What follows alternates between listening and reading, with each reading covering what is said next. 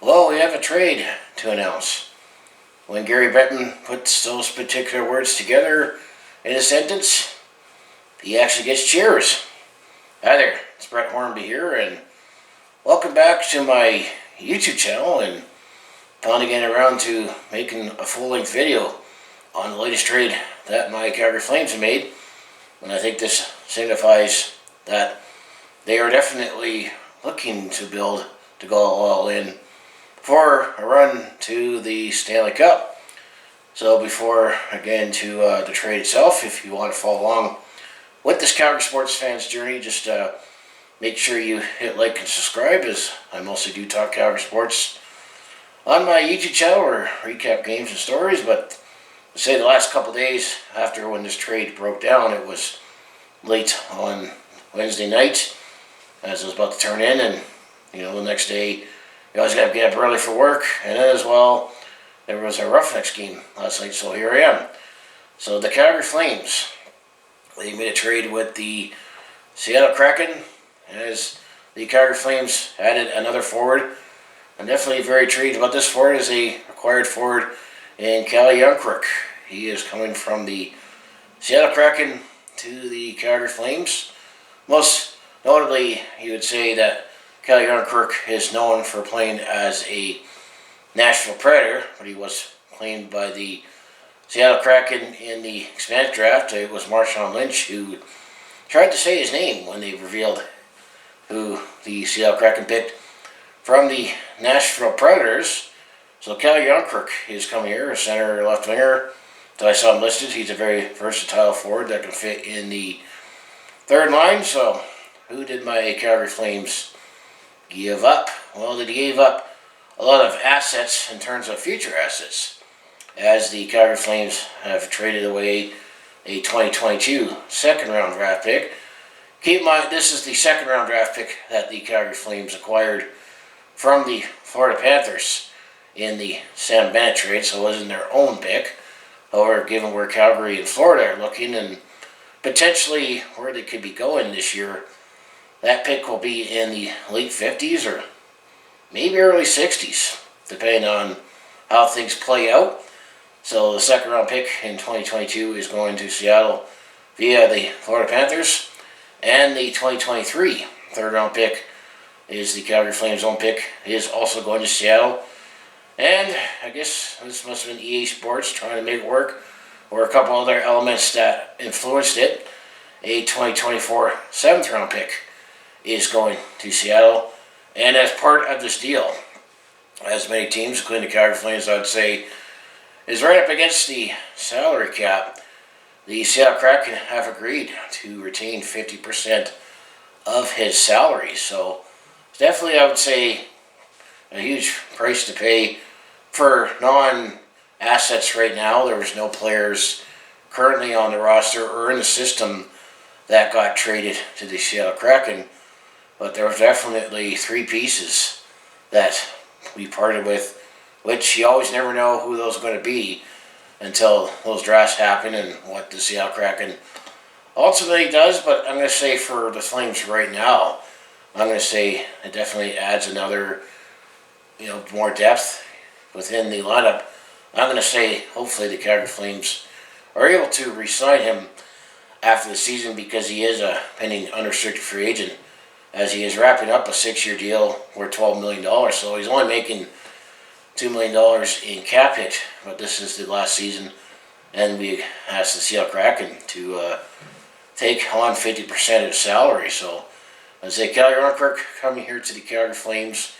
In exchange, the Seattle Kraken will get the 2022 second round pick via the Florida Panthers, a 2023 third round pick, and a 2024 seventh round pick, and retain 50% of his salary.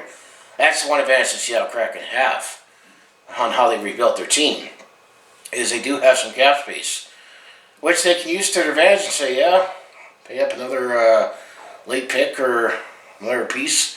And apparently there was competition for Calle Jarnkrok for the Calgary Flames, ultimately won the sweepstakes. So if that was the best deal they had, so glad we got him. So if you take a look at the stats from Cap Friendly, I mean, Calle Jarnkrok, he is a Swede from was this like Guelph, Sweden? And actually, Calgary's been picking up a lot more Swedes on the roster. He should definitely fit in because Calle Jarnkrok, he's actually the cousin of Elias Lindholm and his close buddies with Jacob Markstrom. So kind of like similar to the Tyler Toffoli trade that the Calgary Flames made last month. I'm going to say we're bringing in a player that has, obviously got a lot of NHL experience and prior experience with members of the Calgary Flames, and the fact we have a fairly good contingent of Swedes on the NHL roster right now, especially with Michael Backlund, Elias Lindholm, Jacob Markstrom already mentioned, and Rasmus Andersson. Those are the players right away. I think he should definitely fit in very well. So looking at his stats for the season, overall in his NHL career, he's played 557 games. Combination with the Nashville Predators and the Seattle Kraken. He actually was originally drafted by the Detroit Red Wings back in 2010. It was 51st overall. But he never played for the Detroit Red Wings because he was packaged in the David Legone trade as he went to Nashville with Patrick Ease and a second-round pick in 2014, which turned out to be Julius Bergman for David Legone. So that's why he never played for the Detroit Red Wings, but he's played in the Nashville Predators. He's in 557 games. He has 106 goals, 131 assists, and 237 points. And he has a plus 44, which shows that he's a great defensive forward, considering that this year with the Seattle Kraken, his first year with the Seattle Kraken, he has 49 games played. He has 12 goals, 14 assists, 26 points, but minus 15. But I'm going to say that's more of the team that he is on. But his best season of his career in the National Hockey League, he had a shortened season in the 1920 season before the pandemic. He had 15 goals, 19 assists, and 34 points in that season, and that was his most productive season. He had a 35-point season back in 2017-18 with the Nashville Predators with 16 goals, 19 assists, 35 points. So if you could project his potential right now, you could say we picked up someone who is a 2020 player, 20 goals, 20 assists for 40 points, and then he has played in the Stanley Cup playoffs every year since he made his debut with the Nashville Predators in 2014-15, as he has played in 63 Stanley Cup playoff games.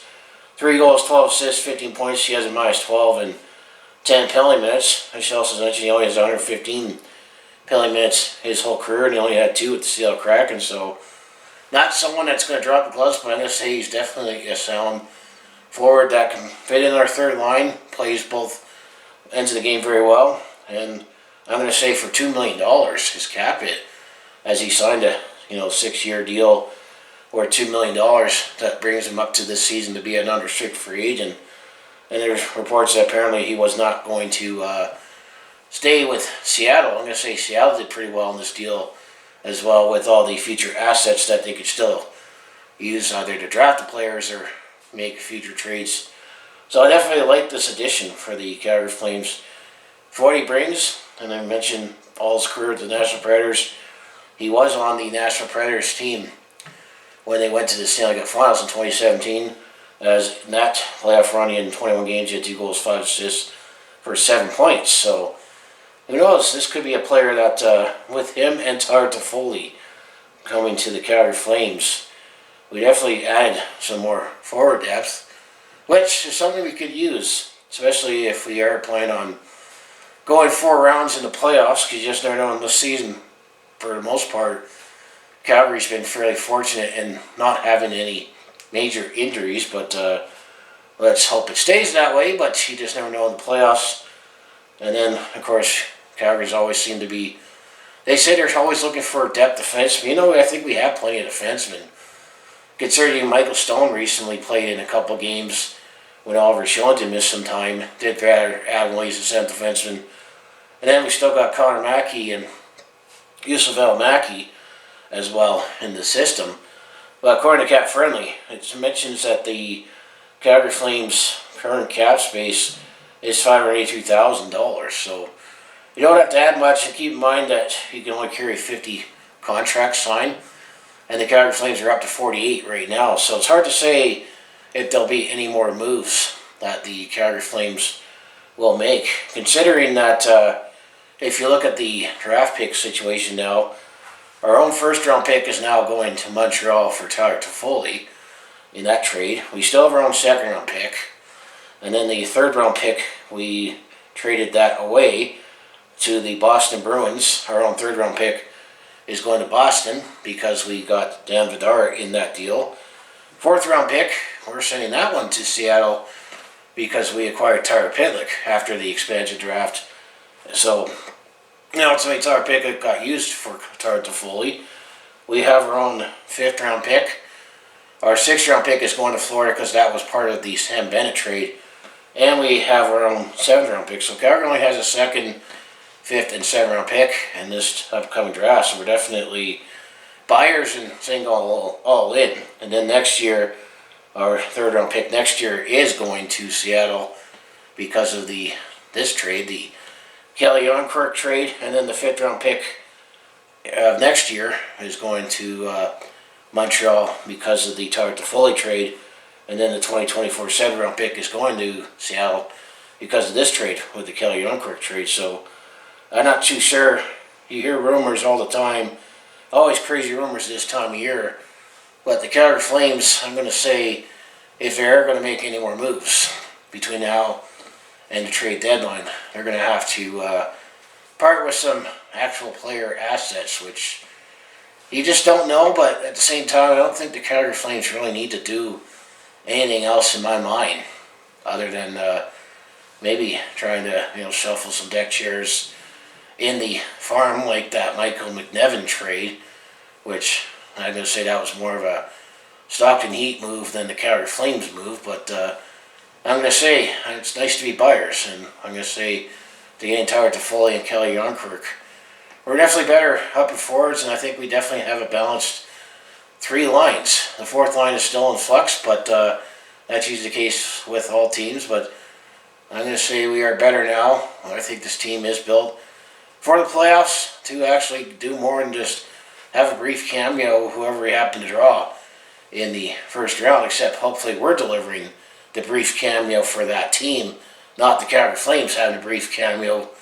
As in 2019 we only lasted 5 games with Colorado, finishing first in the West, and then in 2017 we got swept by the Anaheim Ducks after going on a nice run just to get into the playoffs. But well, stat remains to be seen, but I'm going to say to wrap it all up, what do you think of this move for the Calgary Flames, or even Seattle Kraken or hockey fan in general, about the Calle Jarnkrok trade? Apparently there was competition for him, and we were able to win the sweepstakes with the package of draft picks and able to get 50% of salary retained. And do we see any other moves for the Calgary Flames before the deadline comes, before we say this is who we're going to go for war with for the 2022 Stanley Cup playoffs? So anyway, as I'd say, if you want to follow along with this Calgary sports fans' journey, home the Flames, Hitmen, Roughnecks, and Stampeders, I mostly do talk Calgary sports on my YouTube channel where I recap games and stories, and this was definitely a big enough story to finally make a video on. Just it was delayed just between of when the trade happened and personal life, because I work and there was a Roughnecks game, and of course had to recover from the St. Patrick's Day party, but here I am. But I also do a variety of non-sports content, which the keywords have been when I have time, which hasn't seemed to have been too much of that lately. I do have personal vlogs attempt to call me, and I do share my experience some on the road or sporting event. And I have some vlogging to go, so if that all sounds like it'd be interesting to watch, to follow along with this Calgary sports fans' journey, you know what to do. Just make sure you hit like, subscribe. I also have my other social media links down in the description below for other ways to follow me. Of course, I have my second channel at Brett Hornby Shorts, where I exclusively put my short form content on there, and actually that's where I first broke the trade, as I made a video on that trade saying what happened, and expect the video here in a couple days. So I did put my trade video on there just to have it on one of my channels, and Speaking of NHL Trade Deadline, I'm actually thinking about making a live stream since I'm actually taking the day off for the NHL Trade Deadline, but that will be on my second channel if indeed I do that.